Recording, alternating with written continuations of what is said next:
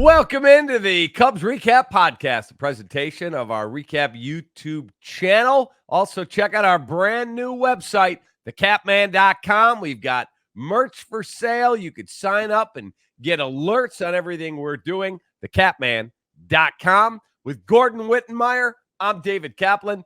All right, Gordon, you had a chance to buy in when it was a penny stock. Now we're an effing blue chip stock with Craig Counsell at the helm. Money to spend, people who want to be here. What do you got to say now, kid? Hey, man, it's still a penny stock. I don't see any dividends getting paid out just yet. We got to wait and see what they add to this, what their product eventually looks like in the marketplace, my man.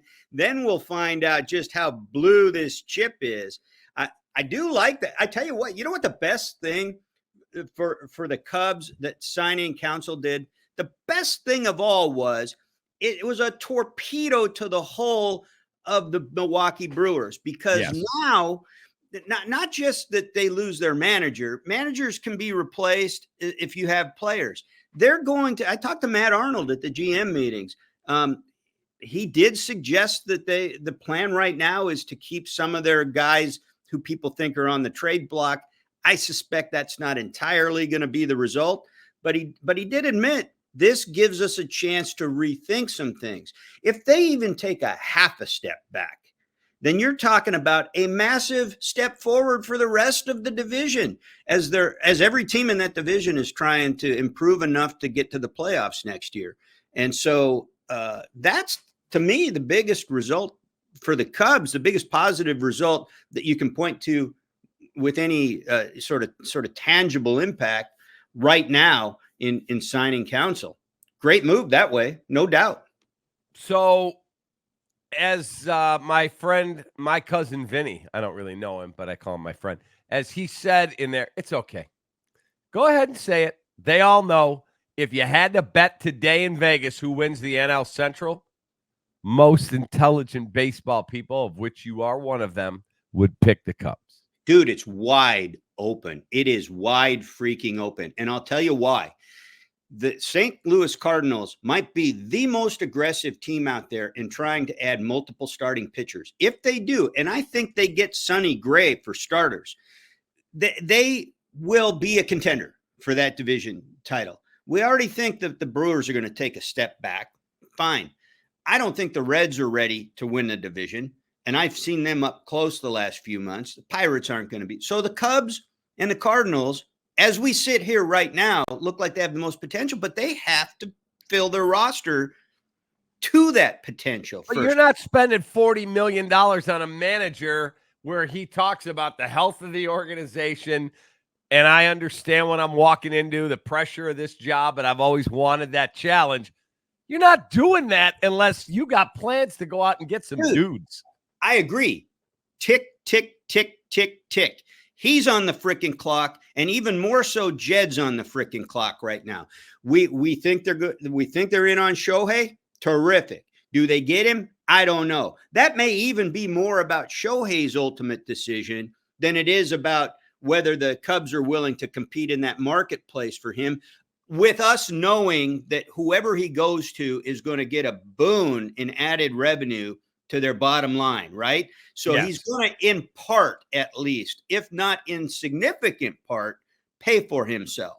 So, and there's also a lot of us, I think, pretty informed speculation out there that because of where he is with the Tommy John, he's not going to be able to pitch for a while. His market might just skyrocket 3 years from now. There might be a series of opt-outs in a 2 and 3 year straight. Even if you gave him a 10-year contract and he accepted, there might be opt-outs after year 2, after year 3, and it might be front loaded. Or he might. One report out there, Jeff Passan, who's been following this pretty closely, suggests that he might even be in the market for a huge AAV contract that's shorter term for that very reason. All of which could keep the Cubs in play if that's a place he wants to be. The DH wasn't there when he turned him down the first time, but he also seems to be a guy that might be more comfortable on the West Coast. we think the Dodgers are going to be heavily involved. So the Cubs could go in hard and still not get him. I'd watch the Juan Soto market. Yeah, I was going to ask you that. We'll get to that in a second. Somebody I trust who's been a great resource for me in Major League Baseball, he works for a team. He said, let me just tell you something right now. The Mets offered $7.5 million, and Jed went to $8 million. And Tom, what I was told was Jed called Tom and said, hey, this is going to be something I think we can get. Are you comfortable if I do this? And Tom said, you run baseball operations. I don't. If you think he's the right guy, don't get outbid. Whatever it costs, if you think he's the guy to take us to the World Series, go for it. And so, well, I hope the hell that Tom is holding his baseball people accountable, because he's always said that's the way he operates, right? He gives them a budget and lets them do their job.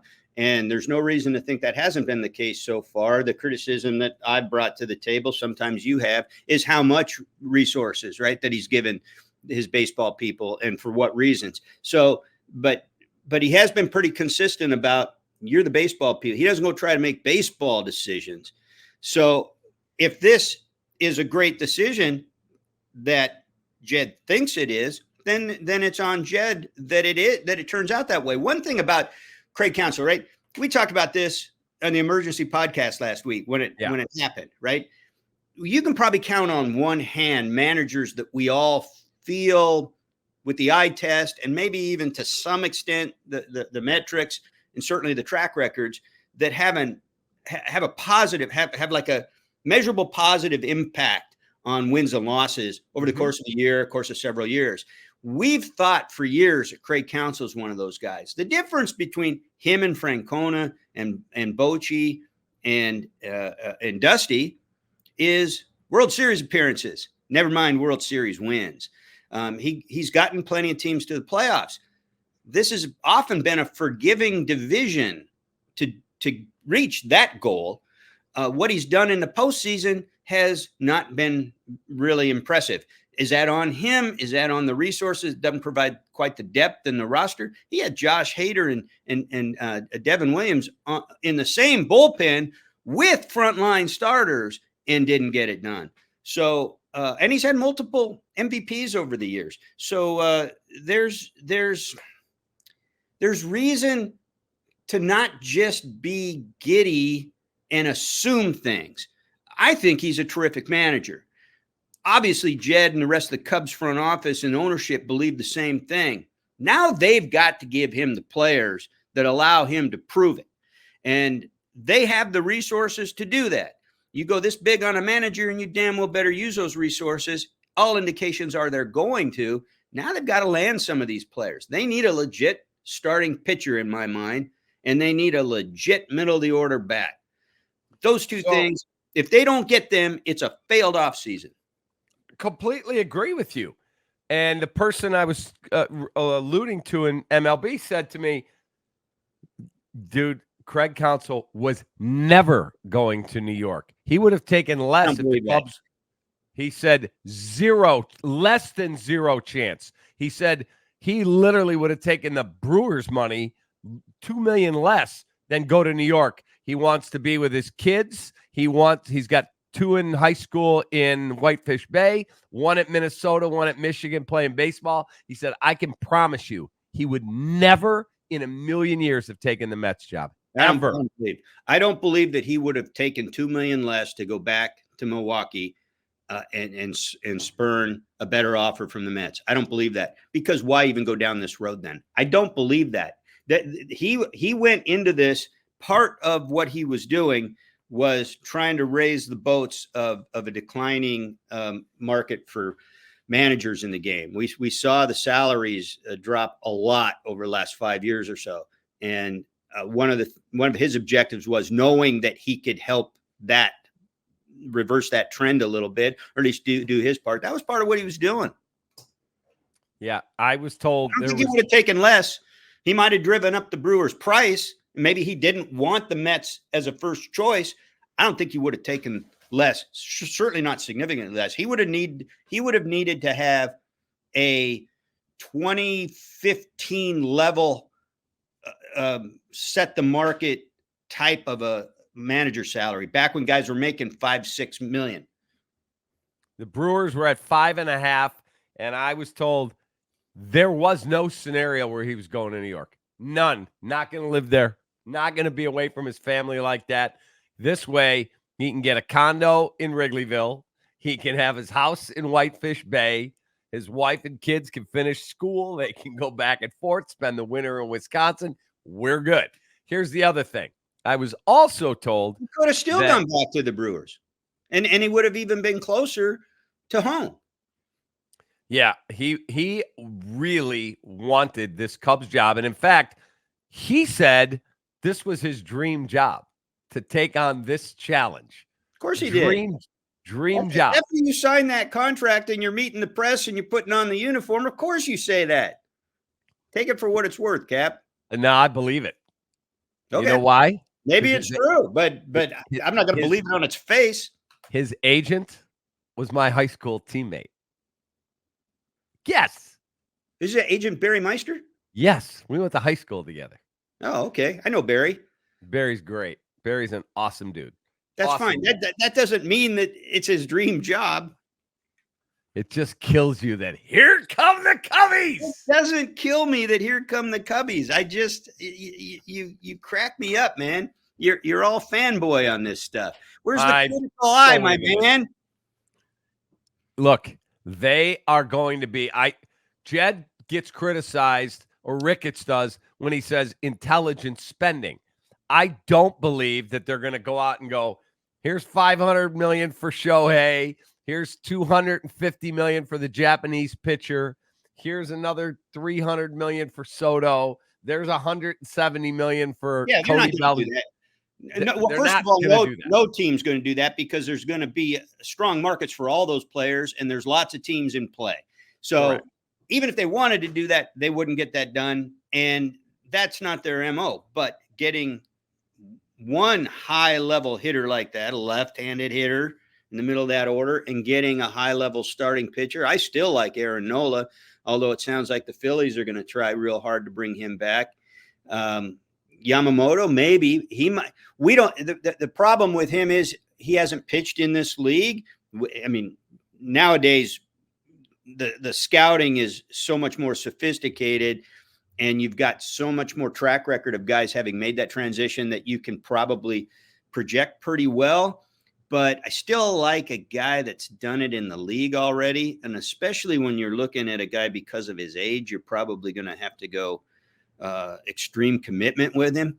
So, some people are saying Nola might get 7 years. What's Yamamoto going to get? 10? I don't think anyone's given a pitcher 10 years. I would hope not. That would be a record by a lot. So we'll see how that plays out. They got to get one of those guys. They got to get a frontline starting pitcher in my mind. I'm also hearing now, again, maybe this won't work out this way, but I'm also hearing that there are multiple teams. They like Cody Bellinger. They question the exit velocity that he finished the season with. And they said, you may find Cody Bellinger getting far less dollars than people speculated. Well, let me ask you this. They don't see a scenario where his contract of guaranteed money begins with a 2. Well, let me ask you this, fanboy. So you got Cody Bellinger, who you've loved all season long. We need to bring Cody Bellinger back. At one point going into September, we both talked about how he could be an MVP candidate, even with like if he had a big September that led these guys to the playoffs, you'd have to really consider him. Certainly top 3, but you might have to consider him top 2, even with those monster guys at the top of that MVP candidate list. But he also spent 2 stints on the IL along the way, did not finish strong. And this exit velocity thing, I'm not into that. But he's not Rod Carew either, right? So when you're talking about a slugger, a guy that can hit 40 home runs, so exit velocity does matter. And if if those are question marks because of the metrics, and baseball people are saying, well, maybe not. And he's got the 3 years before that don't look good. And even this year, when he had the bounce back, comeback player of the year season, he was on the IL twice and didn't finish strong. Do you want him back for a multi-year big money contract? No. Okay. Now, if you said to me, Cody Bellinger says he's going to come back and they're going to get him at 4 years for 100. Okay. I'll roll the dice. Maybe. I'll roll the dice. Play It's Gold better to Glove get- level first base. Yeah, I'd rather stick him in the outfield because you get more value out of that glove in the outfield. Yeah, if you tell me he's going to play some center and some first, and then Pete Crow Armstrong is going to make the ball club and, they'll ease him into center field. Okay. At that type of, but am I going 7 and 8 years as had been speculated during the summer when Cody was killing it? No, I'm not. But I said that then. Yeah. And the thing is, all he needs is one team to come in and say, 7 years. I believe in what I saw when we scouted him this year. I believe in what I saw before. Right. Here's $210 million for 7 years. Right. And I bye. wouldn't be shocked. It's going to be a really strange, wild market this year. I think both in terms of free agency and trade. And I do think, given, what we haven't said, again, we've said it in the past, his agent is Scott Boras. He's not going to have him sign a contract like that anytime early in the offseason. No. So it would have to be something that played out late. By the time you play it out into February, the Sotos of the world are off the board. The Shohei might be off the board by the winter meetings, hearing some people talk. And then so now Bellinger's the top of the bats that are left. And teams that really need that or feel that's the one piece they need as we get through January and into February, he might get what he wants. Okay, so if I said to you they're able to sign Yamamoto, the pitcher, and they add to their bullpen. Pardon me? What do we think that's going to be? 7 years? I think he's, 7 for 210, something like that. And the biggest contract they've ever given out is 184. Okay, keep Hayward.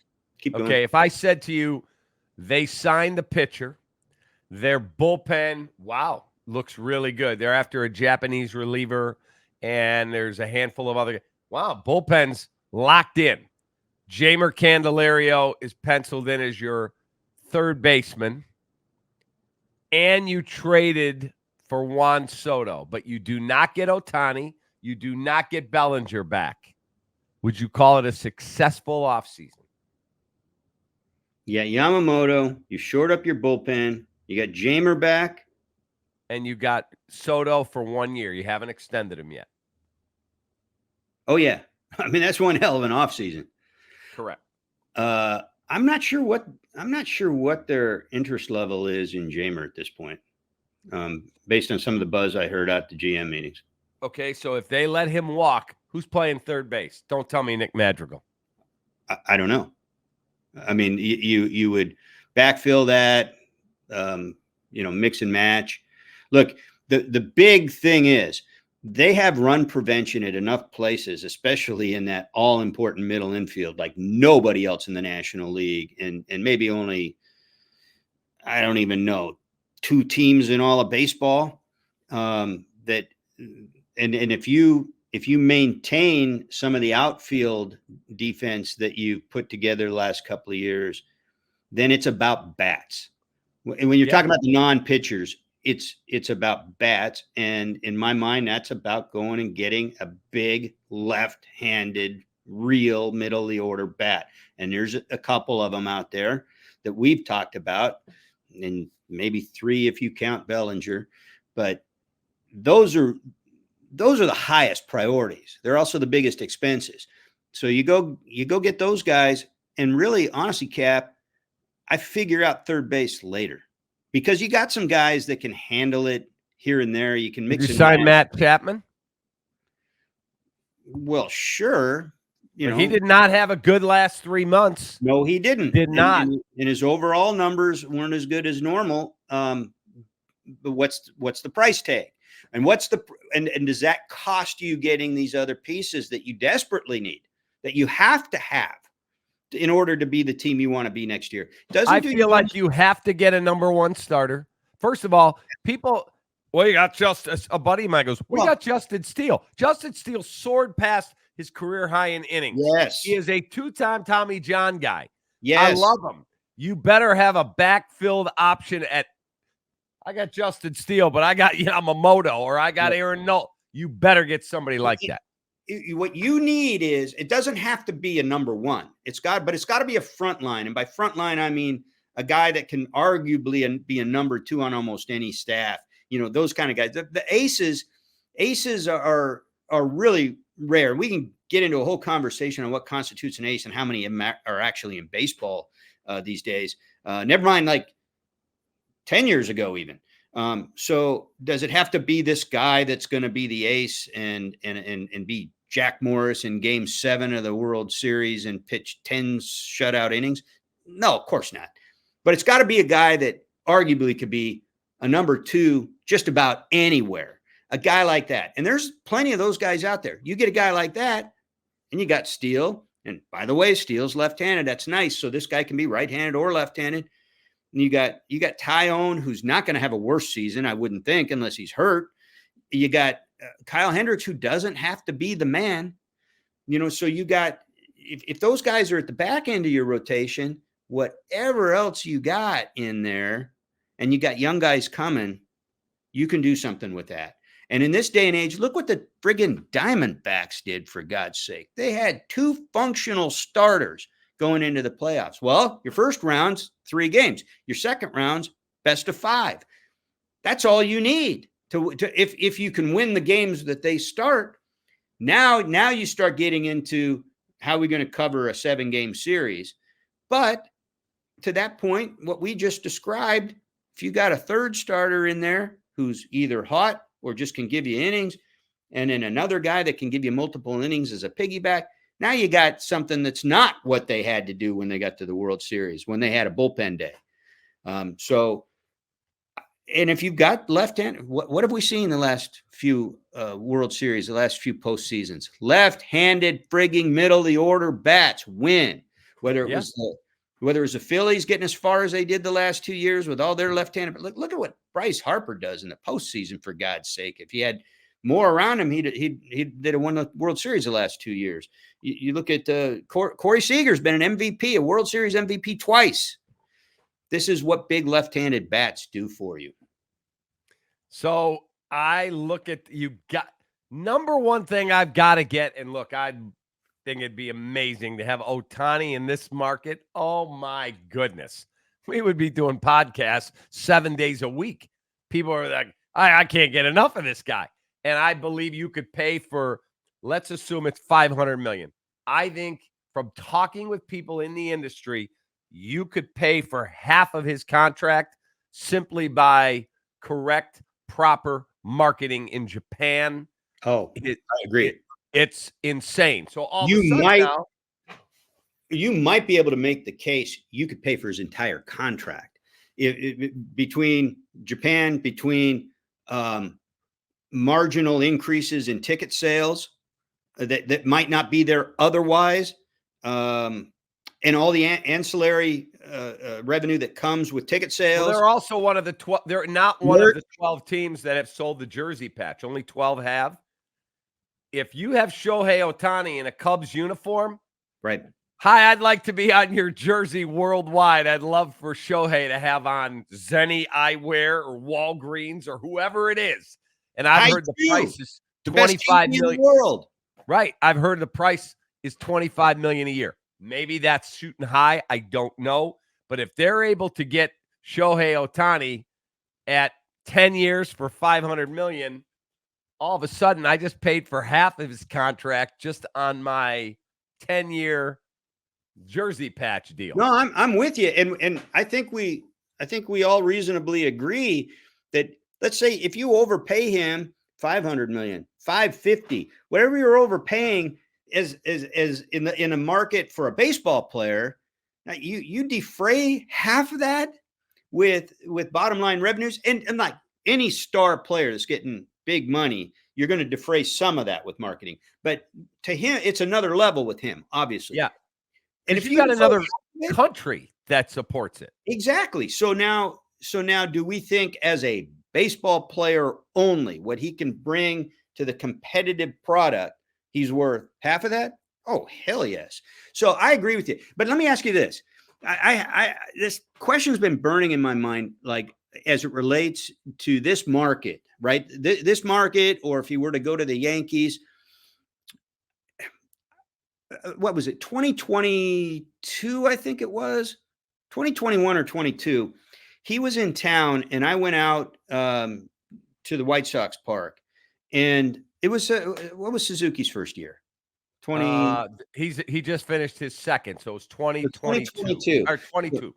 So April or May of 2022, I went down to Sox Park to get Mike Trout because Suzuki had said, "I love you, Mike Trout." I wanted to find out if Mike Trout also loved Suzuki.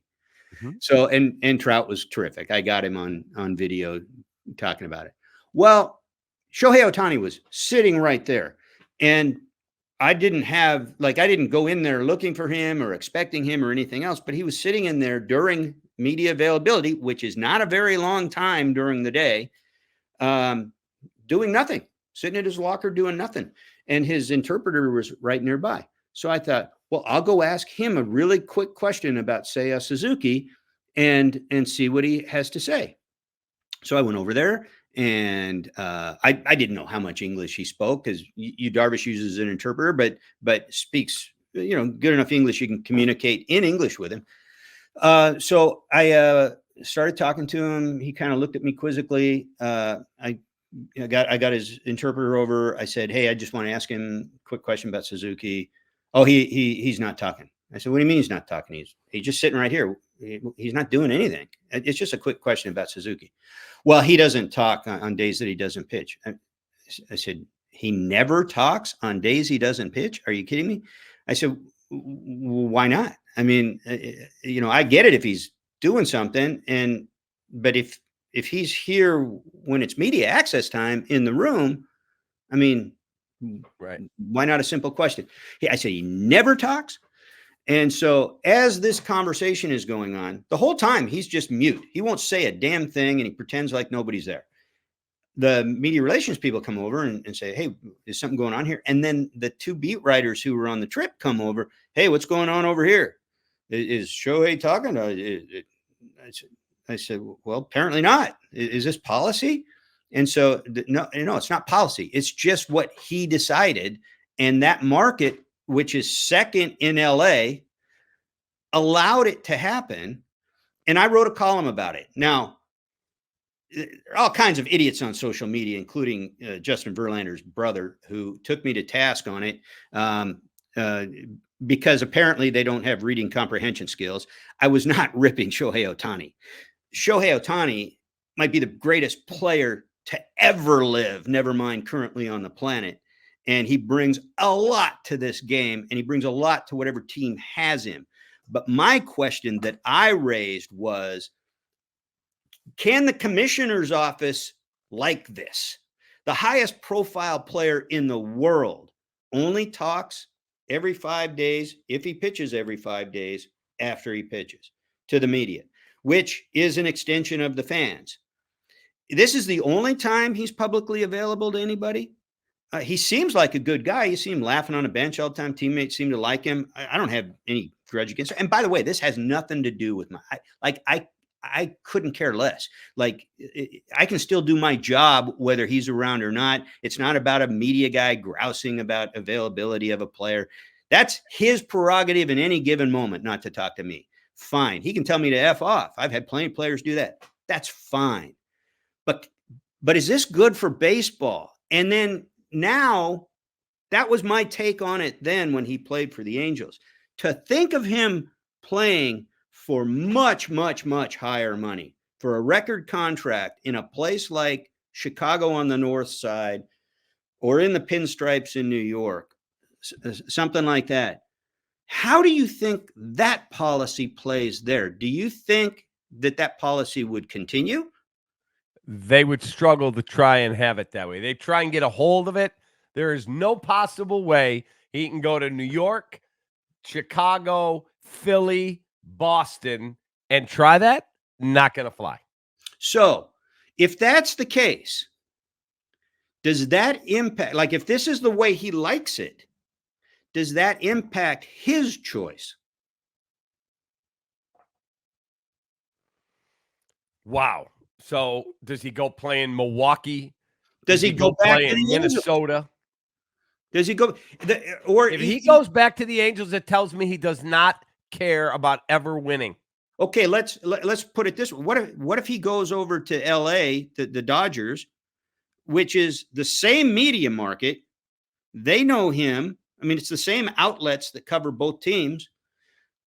And while it's a large market, and it's certainly a big revenue team, even compared to the Angels, it's still the same media market. It's still the same baseball media market. And maybe that influences a comfort zone thing for him.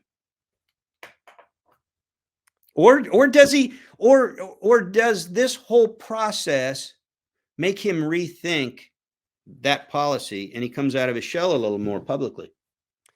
I think if he gets the $500 million or more, the team that signs him is going to say, we would love for you to be here. You're going to have to be more accessible to the media. We're not telling you have to talk 7 days a week. We're not telling you have to sit at your locker and let all comers have access. We'll help control it. But I do believe you're going to be the face of our freaking organization worldwide. We need a little more. You got to go to Cubs convention. You got to do this. You got to do that. We're giving you $500 million or more. We need a little bit of give. We'll meet you part of the way. And I think that is how it'll go down. And by the way, the guy who told me that Craig Counsell under no circumstances would have ever managed the Mets also told me there is zero chance that Shohei Ohtani will play for a New York team ever. Has zero interest. Yeah. It doesn't matter how the Yankees could be here financially, the Cubs and Dodgers here. He's taking the Cubs or Dodgers or whoever else. He's not going to play in New York. Yeah, that's interesting. And by the way, what goes into a decision like that before you've ever talked to them could come into a play for a Midwest team. Yeah. And so, and the other thing, when it comes to this just this notion of if this is a guy who isn't comfortable in the spotlight a lot, he just wants to go play baseball and do it as well as anybody in the world ever has. Cool. If he were to do what you suggested, if he were to agree with what you suggested, hey, we need you to give just a little more. If he gave a little more, see, this is the part of the equation that I think a lot of people don't understand, even with a superstar like that, because I think Darvish found the same thing. Once you talk once in a while, when the beat writer needs you, or maybe a national guy comes in and you set something up and you go talk to that guy, you get left alone most of the time. Correct. Like it reduces the demand on you. Correct. And because the thing that the fans want to know, whatever it is in the moment, gets answered, and you move on. And Agreed. A few days later, something else comes up, and that. And this is the thing. And at me all you want on social media. This is not about beat writers all butthurt that he didn't get an interview. Has nothing to do with that. I could write my stories and do my job with everybody telling me to F off. And sometimes it's felt like that, actually. Yeah. As you know, Cap. Yeah. Remember this one? Did I go? Did I go? Did yeah. I go? I had another player actually pulled me away from that interview after I was the only one. That was Marlon Bird. Yeah. right? Yeah. Marlon Byrd. Yeah. We don't need to talk about Marlon Byrd. Anyway. By the way, just a quick aside. You and I used to both work at NBC Sports Chicago. So Marlon Byrd and I get into it. And I mean nose to nose because they were wearing the F the goat the goat yeah. shirt. And I blasted them on the post game. And he threw his bat down at batting practice when he saw me walk onto the field.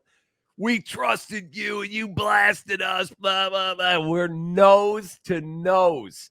Yeah. And basically, we didn't talk for quite a while. We wore the shirts on the freaking field in front of the fans and media I and said to him, cameras. if you wore the shirts and the gates weren't open, whatever, have a laugh. I got little kids calling the radio station going, what does that mean? And parents that were upset. So it is, I don't know, 3-4 years ago, right before the pandemic. I'm sitting at my desk at NBC. We have Baseball Night in Chicago hosted by Layla Rahimi, who's a friend. They're auditioning analysts. I'm sitting at my desk writing Sports Talk Live, and I look up, and there's Marlon Byrd standing in front of me. Big as a house now. Nice guy. He walks by. He goes, Cap? I said, hey, Marlon, how are you? He said, oh, man, I know we got sideways. I'm auditioning today. Are we cool? And I'm like, hey, man, we're good. Have at it. Good luck. I hope you kill it. And we're cool now. But, yeah. Whatever. It's the way they are. All right. We'll put a ribbon on this. When are the winter meetings and where are they? December, what is it? I had down there December 3rd, which is a Sunday, and they're in Nashville at the Gaylord Opryland Hotel. I've stayed there. My God. Well, have you covered winter meetings there? Yes. Yeah. Wow. That's the only time I've been there. Well, you got the two towers, and I had to go. And of course, NBC 3 or 4 lobbies. Is there a chance Chuck's unavailable? Could you cover both teams? Well, the Cubs were in one tower, and like 5 to 5:30, you got Jed and Theo, and then the White Sox were at 5:30 in the other tower, and I'm racing down the elevators. If anybody who hasn't been there, this is like we're talking massive acreage under like a dome. Yes. Like it's one big arboretum almost. And there's massive restaurants and bars and lobbies and walkways, and good luck. I mean, just trying to find people. You'll get your steps in. This place is so big, Cap. You know what I was told? I was told that since we were there the last time, they put in an amusement park inside that place. Yeah, it's insane. And that was one of the winter meetings where Kenny Williams looked dead at me and a couple other guys. He goes, you stay out of White Sox business. You remember that? That was the best. Hey, man, have a great rest of your day. And I look forward to talking to you soon. All right, man. Sounds good. You too. All right. We'll have another episode right before Thanksgiving. Not sure anybody's going to be signed by then, but you never know. This will put a ribbon on this edition of our Cubs Recap Podcast, the presentation of our recap channel here on YouTube, and available audio only everywhere you get your favorite podcast. For Gordon Wittenmeyer, I'm David Kaplan. You have a great rest of your day. Take that.